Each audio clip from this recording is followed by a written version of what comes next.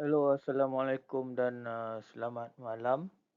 Sekarang saya buat slide ni malam tu saya sebut selamat malam lah. Salam satu Malaysia, salam Madani ke salam apa lagi lah. Okey, so uh, terima kasih pertama kali untuk yang sudi menonton video saya ni. Sebenarnya saya buat video ni khas untuk kerja-kerja yang saya lakukan sekarang lah. Sebab sekarang ni saya banyak involve dengan tim-tim survey.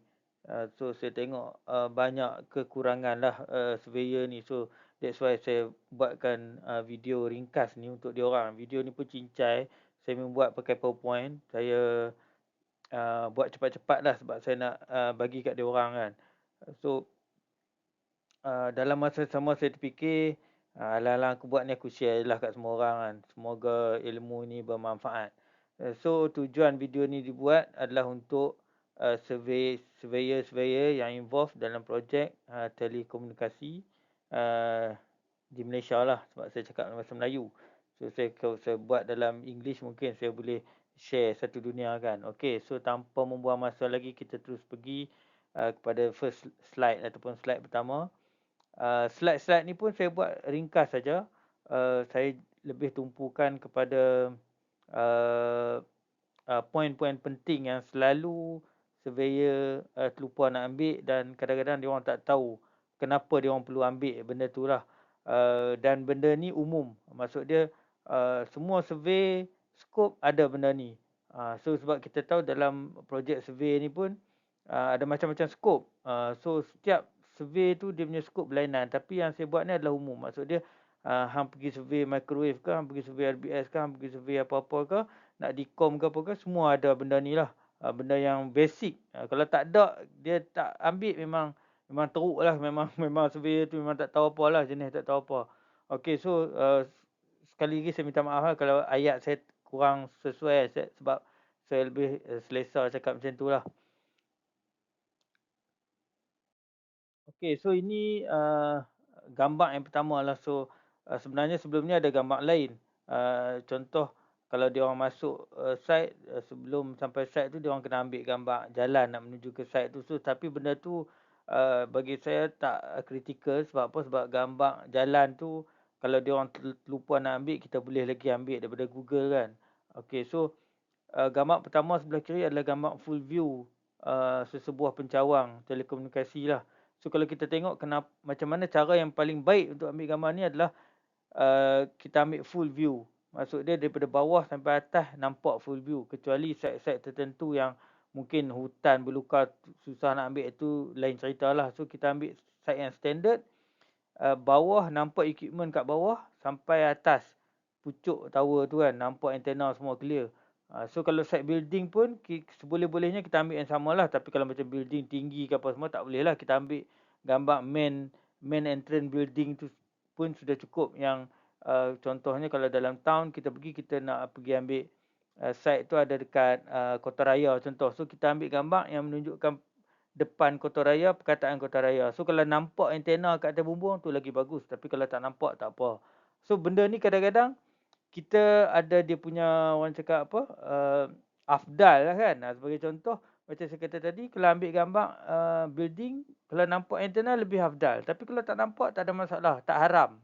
So nak cakap itu, kadang-kadang dia orang ni tak faham. Dia punya site main tembok yang ambil gambar kan. So gambar yang kedua belah kanan tu gambar uh, pintu masuk. So kita tengok pintu masuk dia, kita tahu setelah lebih dekat dia kena masuk entrance melalui apa nama, pagar, dan tepi tu ada equipment kita nampak. So kita first impression kita dekat site tu dah ada lah apa actually kita dah nampak something lah kan sebelum kita masuk. Okay, so kita masuk dalam site tu dan kita tengok full view surrounding site tu. So surrounding ni saya banyak kali saya pesan, tapi yelah sepatutnya macam main con ni dia kena guide dia punya subcon sebaik mungkin. Tapi main con selalunya dia lepas tangan, dia lepas tangan biar surveyor tu pandai-pandai sendiri. So yang menjadi masalahnya orang-orang lain lah kan, orang-orang yang nak baca survey report nanti sebagai contoh. Okey, so tak apa, yang tu saya explain kemudian.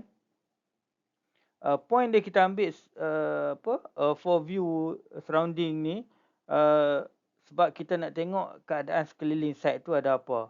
Dan for view ni contoh kita kena masukkan equipment yang terlibat lah dalam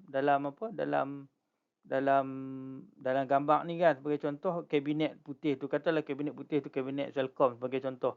So kita kena make sure, katalah kita pun buat projek Celcom, so kita kena make sure dalam gambar ni ada kabinet Celcom. Kita tak boleh main balon yang ambil 4 penjuru, nanti kita nak tengok kita tak tahu mana satu kabinet Celcom kan. So kalau kita tengok kat sini, kita dah nampak gambar 1 ada kabinet Celcom, gambar 2 ada kabinet Celcom, gambar 3, gambar 4 ada kan, contohlah kan. Dia akan jadi bermasalah kalau dekat site tu ada banyak kabinet. So yang tu itu next explanation lah yang tu. Okey, so cara nak ambil gambar, pergi dekat setiap penjuru pagar tu, tiang pagar tu ada 4 penjuru, pergi kat situ, halakan kamera ke tengah-tengah kawasan, ambil gambar. Jangan tak semestinya nak menghala ke tower. Ambil first kali ambil menghala ke tengah kawasan. So nombor 1. So kalau kita tengok daripada top view, kita benda tu dia akan pergi ke titik tengah lah, titik tengah site tu kan. Kita duduk kat ujung, penjuru A, penjuru B, penjuru C, penjuru D, kita ambil ke tengah. Dan nombor 2, saya terlupa nak masuk, dan mungkin saya pun tak dapat gambar yang lebih baik. Kita pergi kat tengah-tengah titik point tadi, kita ambil balik kepada 4 penjuru tadi. So maksud dia kita ada 2 version of surrounding view lah. Nombor 1 kita ambil daripada luar ke dalam. Yang nombor 2 kita ambil daripada dalam menuju keluar. Macam tu lah. Dan yang kalau lagi cantik, kita boleh ambil di luar pagar tu sekali. So macam benda ni kalau kita tahu, kita faham, dia bukan nak kata kerja banyak, kerja simple. Masalahnya dia orang tak faham. So kadang-kadang 4 gambar yang sepatutnya dia ambil ni, dia ambil sampai jadi banyak, sampai jadi 8, 9, 10. So jadi kerja banyak. Kalau dia tahu, dia pergi berdiri kat satu penjuru, dia prap sekali gambar, penjuru 1, penjuru 2, penjuru 4, dia ambil macam tu kan, settle masalah. So yang lagi second version tu yang dia ambil daripada tengah tu, itu bukan priority lah. Sebab yang penting kita ada gambar surrounding view. Macam saya kata tadi, priority nombor 1 kita ambil daripada dalam menuju ke luar. Luar menuju ke dalam. Priority kedua baru kita ambil luar menuju ke dalam menuju ke luar. Dan priority ketiga baru kita ambil di luar kawasan pagar. Itu terpulang pada kita lah. Dan benda ni saya rasa tak tak ambil masa lama pun. Yang jadi ambil masa sebab dia orang tak tahu. Dia orang pergi ambil, dia tak tahu, dia main tembak. So nanti bila kita nak baca report ataupun kita nak baca balik gambar tu, kita pun jadi serabut. Ni dia ambil daripada mana? Gambar ni macam mana? Kita tak faham. Kadang-kadang dia pergi ambil dekat-dekat, dia shoot betul-betul depan pintu RBS tu pun kita pun tak tahu. Sebelah RBS ni ada apa kan? Ada PDU ke, ada kabinet lain ke, kabinet Celcom ke, kabinet DG ke, kita tak tahu. So bila dia ambil macam ni, kita boleh nampak, oh sebelah kabinet ni ada kabinet lain. So kabinet tu kabinet apa? So nanti kita boleh study kemudian lah, refer pada drawing dan sebagainya lah. Okay, so next slide. Kalau site tu cabin, tadi site tu outdoor kabinet, ni site cabin indoor. Sama juga, masuk dalam, berdiri setiap penjuru, ambil menuju ke tengah dan make sure gambar equipment yang terlibat dalam projek kita tu ada. Sebagai contoh, macam kes yang saya kenal tadi, dia terlupa ambil satu gambar. Kadang-kadang kita ni sebagai orang yang buat documentation dan sebagainya, yang tak pergi site, kita tak tahu apa yang ada kat site tu dan kita tak boleh nak imagine.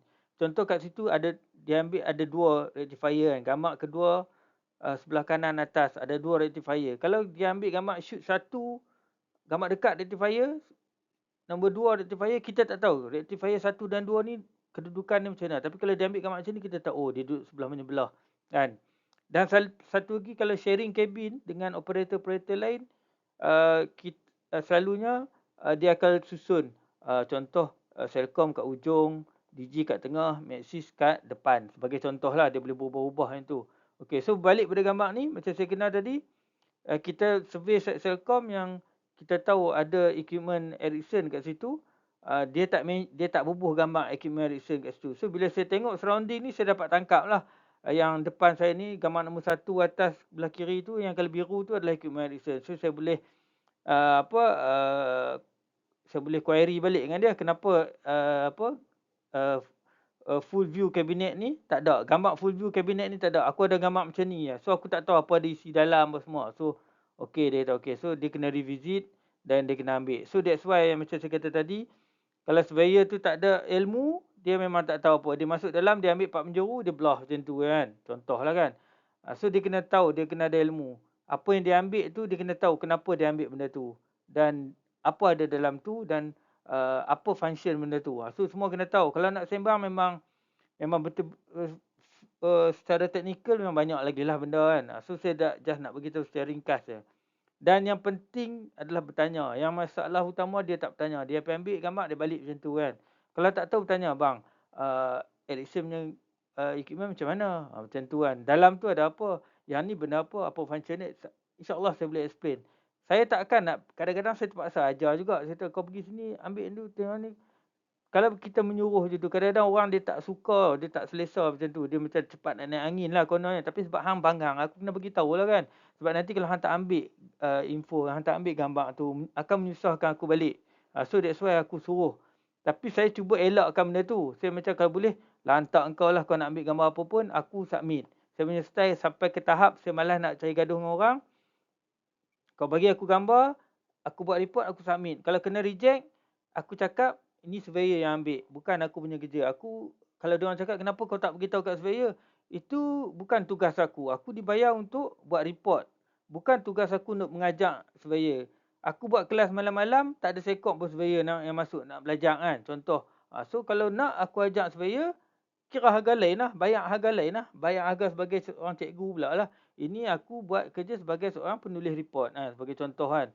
So benda ni kita kena clear, beritahu. Kerja saya bukan nak guide surveyor. Kalau hari-hari saya nak guide surveyor, tak jalan lah kerja saya. Kadang-kadang satu hari tu kerja aku guide dia orang. Bila dia orang masuk site banyak. Kadang-kadang aku macam terpaksa buat benda tu. Sebab apa? Sebab kalau aku tak guide dia orang, kerja tak jalan. Contoh kerja lambat, gambar silap, pending lama lah apa semua. Nanti aku punya report pun sangkut. So bila report aku sangkut, aku tak dapat lah duit. Contoh aku tak dapat submit, aku tak dapat duit. So aku ada KPI aku juga. At least satu hari 3-4 report. Bagi contoh kena submit kan. Kalau tak ada report langsung, kadang-kadang satu hari aku kerja mengajak dia orang je. Lepas tu bukan mengajak, kadang-kadang check gambar. Dia orang hantar gambar, dia suruh kita check. Kita tahu, oh ni gambar ni tak cukup, gambar ni tak cukup, gambar tu tak cukup kan. Lepas tu pergi site lain pula. Lepas tu ada surveyor lain pula, contoh lah kan. Lepas tu malam baru aku nak boleh buat report. Kalau malam aku relax, tak ada lah hari tu gaji aku. Tak ada duit lah aku hari tu. Kan? So aku terpaksa buat macam tu. Tapi surveyor ni pula, esok macam tu lagi. Dia tak belajar tau. So macam aku fikir, sampai bila nak buat macam ni? Aku kena buat something lah. Tapi kadang-kadang jenis yang nak mengajak, dia tak nak terima pun ada juga. Macam tu dia perasan dia dah betul semua. Tu macam masalah macam tu. Sebab tu aku lagi suka buat training dekat budak-budak student dengan harapan adalah muka-muka baru yang akan sailang muka-muka lama yang bengong ni kan. So contohlah kan. Aku cakap awal tadi, aku memang cakap kasar terus lah. Tapi masalahnya muka baru ni nak cari pun susah juga kan. Yang bebay pada yang jenis tak nak macam-macam lah. Malas cerita lah bab tu. Okay, so ni settle bab outdoor dengan indoor. Lepas tu kita pergi dekat bab equipment. So ini adalah 90 inch rack. Kenapa kita panggil 90 inch rack? Sebab lebak dia adalah 19 inci. So standard InsyaAllah satu dunia kot pakai standard 90 inch rack. Equipment ke apa ke yang kita boleh plug in equipment lain ke dalam dia pun 90 inch rack. Sebagai contoh aku macam waktu zaman-zaman transition sebelum benda ni di-standardkan awal-awal 2000 dulu, aku pernah kena waktu dekat Arab Saudi bila kita nak mount kita punya equipment yang standard 90 inch rack, tapi equipment kita tu bukan 90 inch, dia punya rack tu bukan 19 inci. Rack tu lebar sikit. Rack zaman dulu kan. So kita terpaksa modify lah kat situ on the spot. Kita potong aluminium plate sebab nak bagi yang equipment kita ni bersaiz 19 inci ni boleh masuk sebagai contoh lah. Tapi sekarang ni InsyaAllah semua equipment yang ada kat Malaysia ni, termasuk rack ni adalah bersaiz 19 inci. So kita boleh slot apa-apa equipment standard lah, equipment telco. Transmission ke, fiber ke, RBS ke apa macam-macam lah. So equipment-equipment yang ada tu adalah 19 inch rack. So first kita kena ambil full view sebab kita nak tengok keadaan 19 inch rack tu. Ada apa dekat situ. So kalau kita tengok kat situ ada 3 equipment kat situ dan kita tak tahu equipment tu equipment apa. Kalau tengok sekali imbas memang tak tahu. Kalau saya renung sikit-sikit mungkin saya tahu equipment A, equipment atas sekali apa, mode 2 apa, mode 3 apa. Tapi saya tak dapat identify lagi secara detail. Saya boleh kata equipment nombor 1 RBS, equipment nombor 2 RBS, equipment nombor 3 transmission sebagai contoh lah kan. Tapi saya tak tahu RBS apa, transmission apa, jenis apa, brand apa, saya tak tahu. So telco ni dia pakai macam-macam brand. So kalau kita tengok nombor 1 dekat atas, dia bukan nombor 1 kat atas ni, nombor bawah tu yang bawah sekali. Bawah tu adalah Cisco punya router lah. So yang bawah tu Cisco punya router. So kita tahu dah. So kenapa kita nak tahu benda ni? Sebab nombor 1 orang transmission dia nak kena identify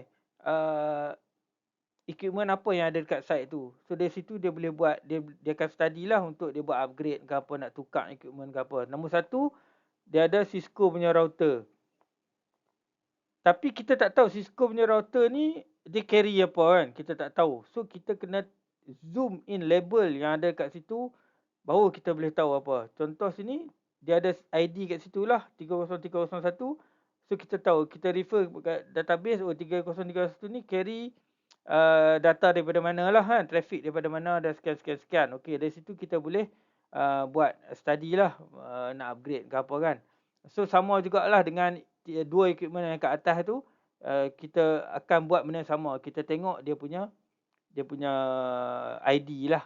So untuk transmission kita refer pada nombor 1 equipment punya brand. Atas tu dia ada kan, yang kanan, gambar kanan atas tu dia ada Cisco tu, dia ada Cisco jenis apa, brand apa, Cisco type apa. Kita kena tahulah benda tu.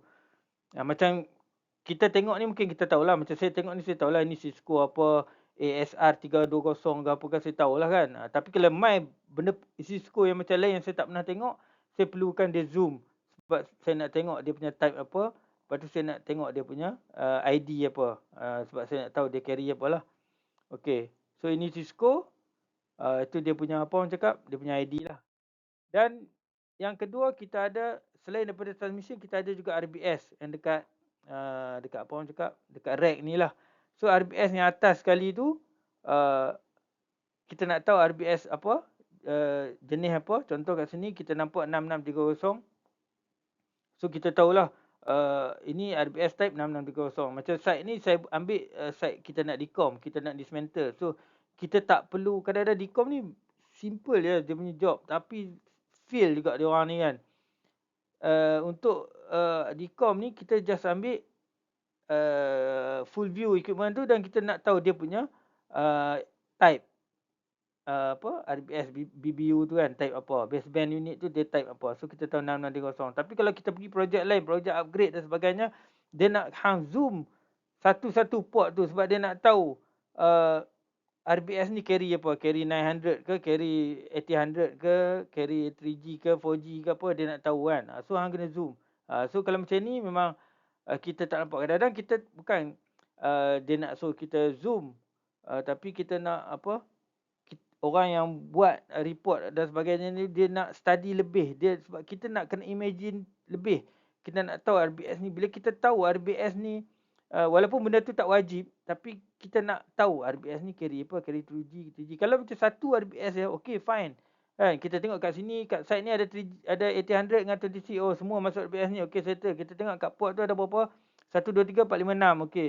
Apa? Sektor 1 ada 2, sektor 2 ada 2, sektor 3 ada 2. Contoh kan. 1800 dengan 2006, 1800 2006. Tapi kalau ada 2 RBS macam site ni sekarang, ada 2 RBS kat situ, kita tengok belah kiri. Satu yang dalam gambar ni adalah atas sekali, yang nombor 2 ada tengah-tengah lagi satu RBS. Yang tu carry apa pula kita tak tahu. That's why kadang-kadang kita nak zoom. Tapi untuk projek decom ni tak perlulah sebab kita nak buang, kita nak dismantle, kita nak tak perlu tahu lebih lanjut. Yang kita tahu barang apa kita nak dismantle dia. So sebab tu kita nak kena tahu dalam satu-satu projek tu apa skop dia, dan bila kita tahu apa skop dia, apa tujuan dia, baru kita tahu apa yang kita perlu ambil kan. Kadang-kadang dia orang pergi ambil gambar sampai banyak-banyak yang tak berguna pun, saya cakap tak perlu ambil sebab untuk projek ni kita tak perlu gambar ni. Dia orang ambil juga, tapi kadang-kadang saya fikir balik, tak apalah kau ambil je lah, kan aku cakap tak perlu ambil, nanti pergi projek lain yang kena ambil dia tak ambil pula, dia kata ni nanti itu Mazli kata tak payah ambil. Mampus kan. So kau nak ambil lah, tak apalah aku nak buat macam mana. Cuma kadang-kadang kena slow talk lah kita cakap dalam projek ni. Kita tak perlu pun. Kita sekarang ni kita buat projek transmission. So tak perlulah ambil gambar RBS. Ambil gambar transmission je. Kadang-kadang dia buat projek transmission microwave. Dia bantai juga ambil gambar RBS yang tak ada kena-mengena kan. So macam penat lah. Tak ada hari-hari nak beritahu kan. So kalau tak faham tanya, tak ada masalah. Kita boleh beritahu lah. Ini untuk outdoor cabinet, tadi indoor dalam kabin lah. Ini outdoor. Sama juga case. Contoh untuk outdoor cabinet selalu dia compress lah. Semua benda ada kat situ. Kalau indoor, dia asing. Transmission asing, RBS asing sebagai contoh kan. Cuma set tadi dia letak sekali kan. Itu kebetulan. Dan rectifier asing. Tapi untuk outdoor cabinet, dia compress semua dalam satu peti ais ni. Ada bateri apa semua kat situ. Ada macam side ni tak nampak lah bateri. Side lain ada lah bateri. Mungkin kena curi ke apa, tak pasang apa, tak tahulah kan. Yang atas sekali tu rectifier, yang tengah tu RBS, yang bawah sekali transmission. Ini simple punya side lah. Side yang paling cikai sekali kita cakap. Dia semua serba satu. RBS pun satu. Transmission pun satu. So satu. Kalau macam side tadi kita tengok RBS ada 2. Ada kita pergi transmission ada sampai 10 pada. So macam slowly belajar lah kan. So jangan kelang kabut, jangan gelabah. Kadang-kadang kita nak explain, kalau macam saya susah lah. Saya maaf cakap lah, saya dah pengalaman lama kan, contoh lah. Tapi kadang-kadang kita nak explain dengan cara yang paling mudah tu memang susah kan. Kita nak explain cara yang paling mudah susah. Sebab apa, kontraktor ni kadang-kadang dia datang dengan zero. Lepas tu kita nak bagi perumpamaan. So kalau dia datang, dia tanya kita, sekarang saya nak buat apa? Boleh. Okey, sekarang kau pergi situ. Kau ambil gambar tu kan. Contoh kita explain kenapa. Okey, ni kadang-kadang dia datang, dia tak beritahu. Dia main ambil gambar, terus dia bagi. Kita cakap, salah ni. Kenapa salah? Tadi cakap macam tu, macam ni. Lah, kita cakap macam ni. Ni kes lain. Itu kes lain. Tu masalah dia berlaku kat situ lah. Dan tak ada orang pun nak explain kat dia orang, nak ajar kat dia orang. Tu cerita lain lah, cerita harga apa semua. Nanti kita cerita bab lain, insyaAllah dalam next slide kita cerita. Saya bajet satu slide mungkin dalam 30 minit kot. Sekarang dah 20 minit kan. So ini gambar apa? Gambar RBS. Gambar kabinet outdoor. Atas dia ada rectifier, tengah dia ada RBS ataupun baseband unit. Yang nombor 3 bawah tu ada transmission ataupun microwave lah. Tak kisahlah microwave ke fiber optic ke apa kan. So kita pergi dulu yang atas, dia kena ambil tiap-tiap satu benda dia kena ambil secara detail lah. Nombor 1 yang ada perkataan ZTE atas tu, itu adalah rectifier. So dia kena zoom in satu-satu apa yang tulis kat situ, sebab kita nak tahu rectifier jenis apa, kabinet jenis apa. Kadang-kadang kat pintu kabinet belah kiri tu pun ada tulis. So ambil semua ada yang situ kan. Kalau tak tahulah. Dan dia kena tahu macam mana cara saya nak ambil gambar kabinet punya type. So saya akan beritahu, kau pergi belah kiri, kau tengok ada bla bla bla, kau ambil itu. So kau tak perlulah sampai ke tahap kau pergi kat site, asal ada tulisan ni kau ambil. Ada sini jenuh kan, semua tulisan kau nak ambil. So kau kena tahu apa kau nak ambil. Rectifier type macam mana dia nak tahu, ada tulis kat sebelah kanan atas. So rectifier type apa, tu sekali kau ambil, nanti lepas lama kau tahu dah. Yang tengah-tengah tu ada macam apa, LED display tu. Itu untuk monitoring output power, voltage, current, semualah ada kat situ. So kita boleh ambil yang tu, kena ambil gambar sebab kita nak tahu site ni pakai power macam mana apa semua. Rectifier module ni ada bulat-bulat tu kan. So dia ada tiga kotak yang ada dah occupied. Yang lagi 3 kosong kan. Masih boleh pakai sebagai contoh. Rectifier modul jenis apa, berapa watt, apa semua kau kena ambil juga. Contoh, ada tulis semua kat situ. Lepas tu nombor 2 tu tengah-tengah tu adalah DCPD. Kalau apa orang cakap, kalau ZTE dia panggil DCPD kan. Kalau Huawei dia panggil DCDU. Kalau Ericsson dia tak pakai, dia terus direct ke breaker. Dalam kotak tulis ZTE tu ada breaker banyak lagi pun boleh pakai. Tapi sebab kadang-kadang kita nak pakai equipment banyak, kita pecahkan pula daripada breaker tu, kita turun kepada DCPD ni kan. Daripada DCPD baru kita pecahkan lagi pula kepada equipment-equipment yang lain. Sebab apa? Sebab kita nak guna banyak kan. Okay, so yang nombor DCPD jenis apa kena ambil. Lepas tu ada label, ada port semua tu kena ambil. Semua ada label, nak tahu. DCPD port ni equipment apa yang pakai, kita nak tahu. Nombor 3 adalah RBS ataupun BBU, base band unit pun kita kena ambil apa frekuensi yang pakai, 2G, 3G, 4G ke apa ke, 1800, 2006 ke ambil. Dan yang last sekali bawah tu tak nampak dalam gambar apa transmission lah, microwave. Sama ada microwave ataupun fiber optik lah macam tu. So nak tahu macam apa beza dia senang lah. Secara fizikal kita tengok microwave dia ada dia punya apa orang cakap konektor besar yang keluar tu kan. Kalau fiber selalu kita tengok dia tak ada konektor stainless steel ke apa ke, tak ada. Dia semua keluar fiber kan, line kabel ke fiber optiknya semua macam tu. So kalau microwave dia ada satu kabel besar tu. Ni saya cakap bahasa mudah tau. Saya tak nak cakap bahasa teknikal sebab saya anggap orang yang dengar ni dia macam tak apa nak tahu sangat kan. Kalau saya sebut RG8, RG5 apa semua RF kabel, takut korang tak faham lah kan. Bukan korang tak faham lah, takut ada yang tak faham macam tu. So kita try cakap yang mudah. So nanti boleh komen lah dekat video ni, mungkin saya upload dekat YouTube ke kat mana ke, boleh komen. Kalau tak faham tanya, bang saya nak tanya yang kabel color merah tu apa? Contoh kan. Nanti saya akan jawab kat situ. Saya tak akan pergi detail lah. Okay, next kita kena ambil gambar full view kabinet. Nombor sebelah kiri outdoor kabinet, sebelah kanan kabin. Kenapa kita ambil? Kita nak tahu structure dia yang support kabinet ni apa. Sebagai contoh sebelah kanan kita ada concrete plane kan. Sebelah kiri kita ada I-beam. So I-beam dekat Malaysia, kat Singapura dia panggil C-channel. Sebab apa? Sebab bentuk dia kalau kita tengok daripada depan, keratan rentas dia berbentuk seperti C. Kalau dekat Malaysia ni I-beam, keratan rentas dia berbentuk I. Itu je. Dua-dua adalah daripada besi kan, besi padu. Kita kena ambil sebab kita nak tahu benda ni apa ada. So kalau macam kita nak dismantle, kita tahulah. Ini untuk projek dismantle. Yang nombor 2 adalah safety caging, safety belt. Belah kiri adalah caging, belah kanan adalah safety belt. Saya tak tahulah macam mana, kenapa dia orang pakai berbeza. Saya tak tahu, itu ikut operator, ikut dia punya bajet. Tak tahulah, wallahualam. Benda nak hilang juga kan. So kita hanya sekadar berusaha lah supaya ia tak hilang. So safety belt yang belah kanan tu kenapa kita panggil belting sebab lebih kurang dia sebenarnya bukan belting tu, dia kalau tak salah saya yang itu kita caging juga. Belting ni dia macam tali pinggang. Kalau kita pergi kat site tu kita tengok ada besi yang melilit. Bukan besi rantai lah, besi macam panjang macam tu juga, tapi dia lilit keliling kabinet tu macam tali pinggang. Yang ni dia bukan belting sebab dia tak lilit, dia macam caging tapi dia tak full caging. Sebab apa? Yang belah kiri yang full caging sebab dia tutup semua kan. Tu memang mungkin kawasan tu kawasan vandalism yang kuat. Dia macam itulah.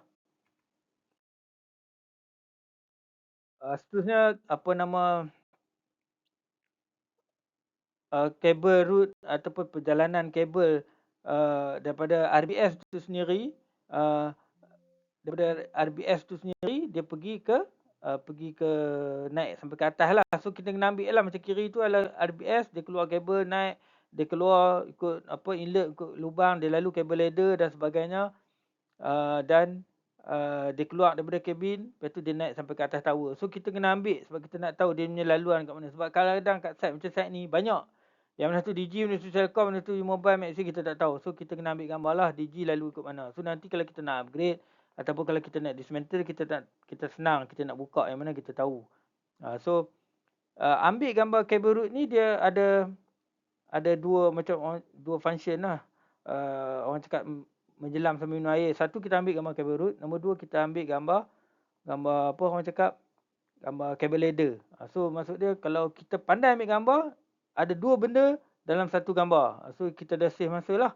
Contoh yang merah adalah laluan kabel naik ke atas ataupun cable route. Nombor 2 adalah yang kalau kuning tu adalah kabel ladder lah, kabel ladder yang terlibat. Maksud dia kalau projek ni DG punya kabel ladder. So kalau nak buka buka yang ni. Dan kabel ladder ni pula dia ada macam-macam saiz lah. DG pakai 300 mm. Dia punya kelebaran, dia Maxxis 400 sebagai contoh. Itu saya tak tahulah, kena pergi kat site, kena ukur lah. Dan satu lagi, apa orang cakap, apa ni, rectifier tadilah. So rectifier tu, kalau yang kat atas tu, rectifier bila kita zoom, dia akan keluar, sebenarnya rectifier kat atas tu, yang dekat breaker tu dia ada pintu tau. Tapi dia gambar ni sebab dia buka pintu. So kita tak nampak apa yang di belakang pintu tu. Di belakang pintu tu adalah rectifier modul lah macam tadi. Yang saya tunjuk sebelum ni kan. Dan bila kita flip pintu tu naik ke atas, tutup breaker tu, barulah kita nampak. Ni gambar kiri adalah gambar dia tutup balik pintu tu lah, kalau hitam.